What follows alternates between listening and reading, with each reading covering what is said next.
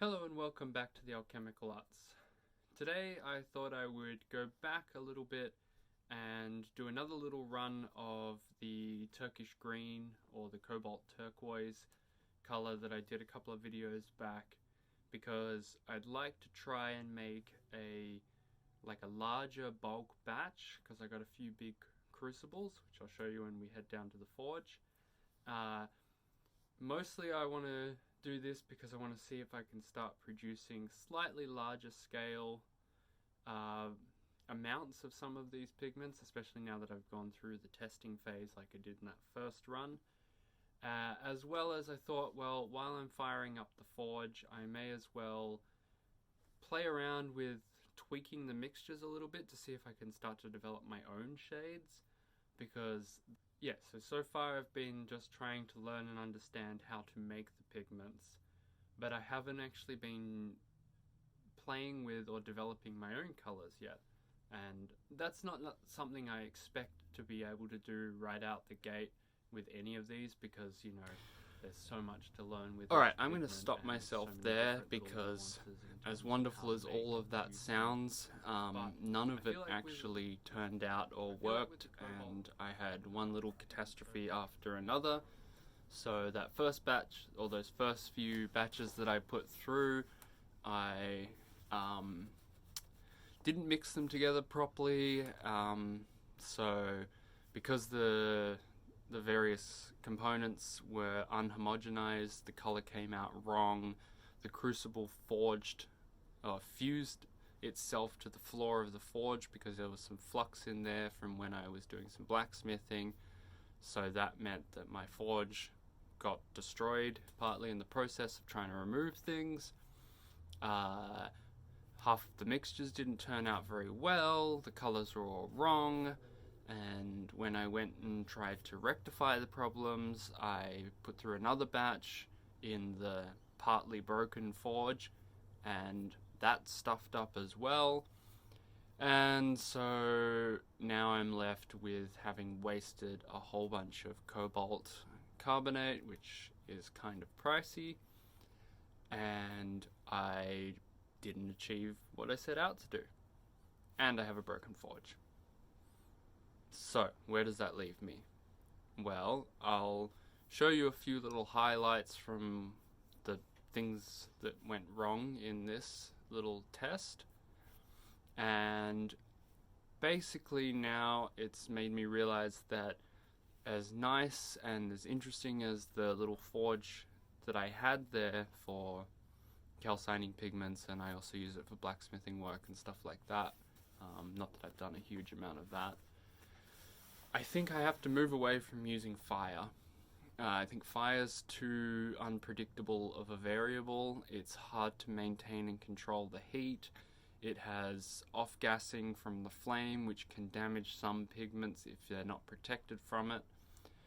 And what this all means is I think I need to move to electric. So I looked into some electric kilns, like small hobby ceramicist kilns and furnaces and things like that, which would give me way more control and precision over what I'm doing. The only problem is they're expensive. Like, the smallest one I could find that would still do the job for me is about $3,500. And me being me, I thought, well, maybe I can make my own.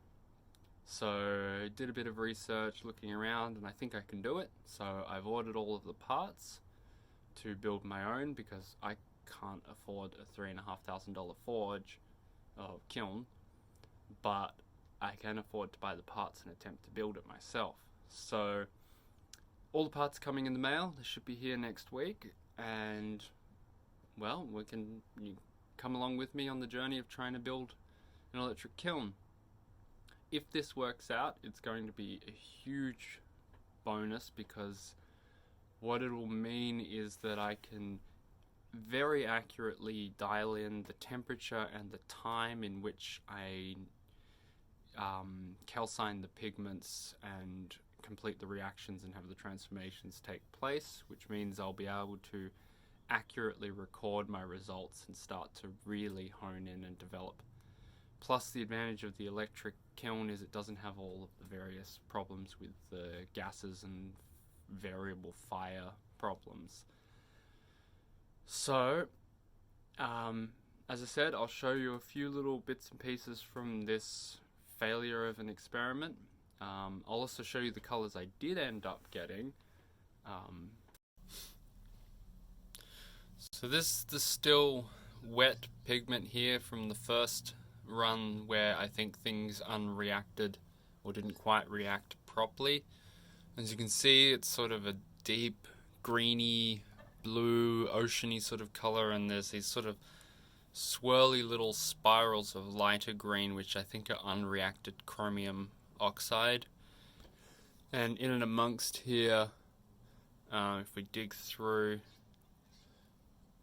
it's kind of hard to see, but there's some granular chunks of more lighter green things, which I think again are just more unreacted chromium, and there's probably unreacted alumina in there too.